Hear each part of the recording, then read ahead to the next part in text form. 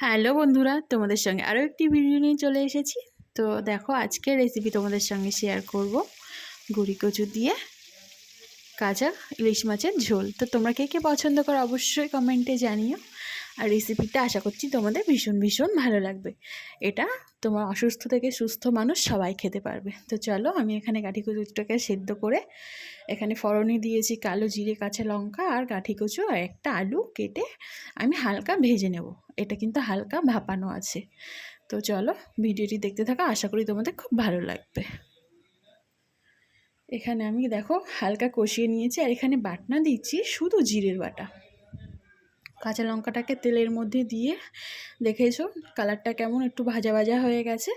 এই অবস্থায় জিরে বাটা দিয়ে হালকা কষিয়ে নিয়েছি। জিরে বাটা খুব বেশি কষানো লাগে না, তুমি কাঁচাও জলে দিয়ে দিতে পারো, আরও টেস্ট লাগে। তো আজকে মনে হলো আমি এইভাবে করব। তো এই যে মাছগুলো আমার কাঁচা রেখে দিয়েছি, আর যে 3 পিস মাথা ছিল সেই মাথাটা আমি হালকা করে ভেজে নিয়েছি। আর আমি যেহেতু ইলিশ মাছ খাই না, তো আমার জন্য তেলাপিয়া মাছ।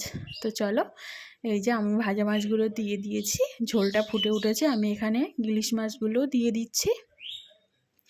যেহেতু পাতলা ঝোল করব, ওই জন্য ঝোলটা ফুটে ওঠার সাথে সাথে মাছগুলোকে দিয়ে দিয়েছি। একটু ভালো করে ফোটাতে হবে যেহেতু কাঁচা মাছ।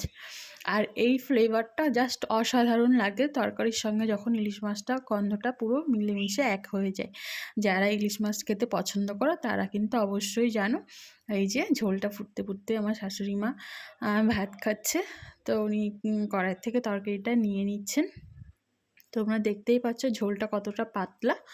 এরকম পাতলা ঝোলই লাবাবো, আর একটু হবে। তো মায়ের খিদে লেগে গেছে, তো ওই জন্য আগে আগে খেয়ে নিল। এই যে, তো আমি আর অল্প একটু ফুটিয়ে নামিয়ে নিয়েছি। তো তোমরা কে কে এরকম ঝোল খেতে পছন্দ করো অবশ্যই কমেন্টে জানিও। কালারটা দেখো জাস্ট অসাধারণ এসেছে। এরকম বাড়িতে কে কে রান্না করো সেটা কিন্তু অবশ্যই কমেন্টে জানাবে। দেখো এই যে হলো ঝোলের ঘনত্ব, তোমরা কিন্তু দেখতেই পাচ্ছ কোনো ঘন ঝোলই না, পুরো পাতলা ঝোল। জাস্ট জিরে বাটা আর কাঁচা লঙ্কা তেলে ফোড়ন দিয়েছি।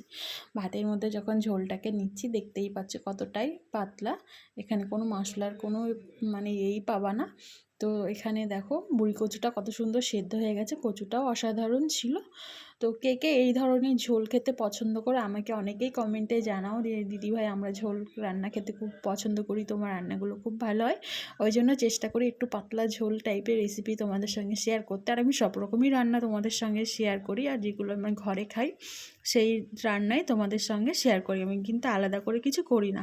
তো এই যে ইলিশ মাছটা দেখছোই কতটা সেদ্ধ হয়ে গেছে, আমি এখানে আমার ছেলেকে খাওয়াচ্ছি। ও কিন্তু বলছে মা অসাধারণ হয়েছে। তো এরকম ঝোল তোমরা কে কে পছন্দ করো অবশ্যই কমেন্টে জানিও। আর আমার ভিডিওটি যদি ভালো লাগে অবশ্যই লাইক কমেন্ট শেয়ার করে পাশে থাকবে। ধন্যবাদ বন্ধুরা।